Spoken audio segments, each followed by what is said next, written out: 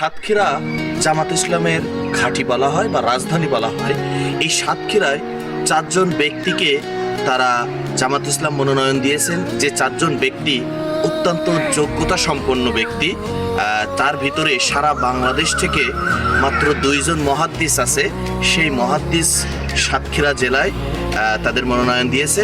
তো সাতক্ষীরা 1 আসনে যিনি আছেন আমাদের অধ্যক্ষ ইজ্জতুল্লাহ স্যার, অত্যন্ত ভালো মানুষ, নম্রভদ্র মানুষ। 2 নম্বরে যিনি আছেন উনি আমি ওনাকে অত্যন্ত পছন্দ করি এবং যোগ্যতা সম্পন্ন একজন নেতা, মুহাদ্দিস আব্দুল খালেক, আমার পছন্দের একজন মানুষ, অত্যন্ত চমৎকার একজন মানুষ।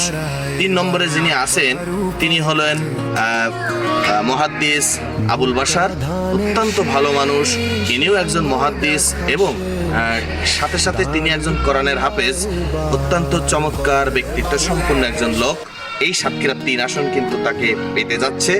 4 নম্বরে যিনি আছেন ইনি হলেন গাজী নজরুল ইসলাম, তিনিও অত্যন্ত চমৎকার মানুষ, তার ব্যক্তিত্ব সম্পন্ন মানুষ, জ্ঞানী, শিক্ষিত, পরেশঘর একজন ব্যক্তি। তো সাতক্ষীরার মানুষ চারজন এমপি পেতে যাচ্ছে সামনে, যে 4 জন অত্যন্ত দক্ষতার সাথে সাতক্ষীরাকে এগিয়ে নিয়ে যাবে। সাতক্ষীরা যারা আছেন ভিডিওটা বেশি বেশি শেয়ার করে দিবেন এবং সাতক্ষীরা এই 4 জন ব্যক্তিকে অবশ্যই ডক্টর শফিকুর রহমানকে গিফট করতে হবে।